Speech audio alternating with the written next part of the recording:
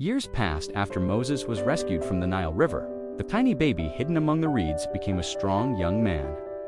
Inside Pharaoh's palace, Moses received the finest education in Egypt. He learned the language of kings. He studied history, leadership, and the wisdom of the Egyptians. Servants attended to his needs. Beautiful gardens surrounded the palace. Gold decorated the halls. From the outside, Moses appeared to have everything a person could want. Yet there was something he could never ignore. He knew he was not truly Egyptian. Somewhere beyond the palace walls lived the people from whom he came. The Hebrew people, and unlike Moses, they lived as slaves.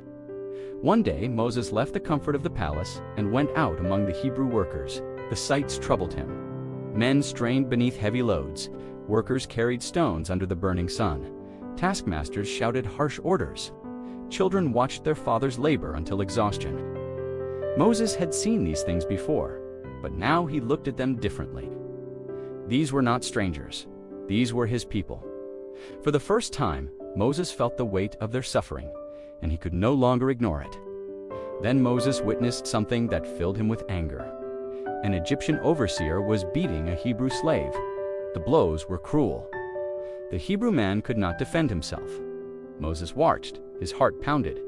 His anger grew stronger and stronger. He looked around. No one else seemed willing to stop it.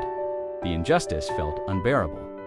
Then Moses made a decision that would change his life forever. In his anger, he struck the Egyptian. The man fell, and when Moses realized what had happened, fear rushed into his heart. The Egyptian was dead. Panicked, Moses dragged the Egyptian's body into the sand and hid it. Perhaps he hoped no one had seen. Perhaps he believed the secret would stay buried. But the next day, Moses discovered the truth. Two Hebrew men were arguing. Moses stepped forward, hoping to make peace between them. But one of the men answered sharply, "Who made you ruler and judge over us?" Then he added words Moses never expected to hear. "Do you intend to kill me as you killed the Egyptian?" Moses froze. Someone knew. The secret was out. News spread quickly through Egypt. Eventually, the story reached Pharaoh himself. The king was furious. The prince he had raised was now guilty of murder. Pharaoh ordered that Moses be captured. For the first time in his life, Moses understood what it meant to be truly afraid. Everything he had known was suddenly gone. The palace, the comfort, the security, the future he thought he would have. All of it disappeared. Moses fled Egypt. Across endless desert sands, he traveled, day after day, alone. The prince who once lived among luxury now walked beneath the blazing sun. Each step carried him farther from his old life. Ahead of him lay uncertainty. But although Moses could not see it, God was leading him toward a new beginning. Eventually, Moses arrived in the land of Midian. Exhausted, he sat beside a well. Soon several young women arrived to draw water for their father's flock. But local shepherds began pushing them away. The women could not defend themselves. Moses saw what was happening. This time, he responded differently.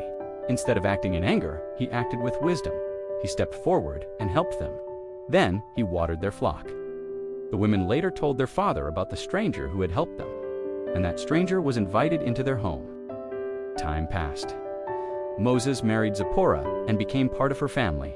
The prince of Egypt became a shepherd. His days were now spent caring for sheep instead of walking palace halls. Life looked completely different than he had imagined. Yet during these quiet years, God was preparing him. The wilderness was becoming a classroom, and Moses was learning lessons that would one day help him lead an entire nation. When Moses fled Egypt, he probably felt like a failure. He had lost everything: his position, his reputation, his home. But God had not abandoned him. In fact, God was preparing him. Many people today feel trapped by mistakes from their past. But Moses reminds us that failure is not the end of the story. Sometimes God uses our hardest seasons to teach us wisdom, humility, and strength. The palace taught Moses how to lead.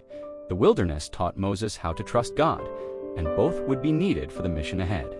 Because God was not finished with Moses, and if you are still breathing, God may not be finished with your story either.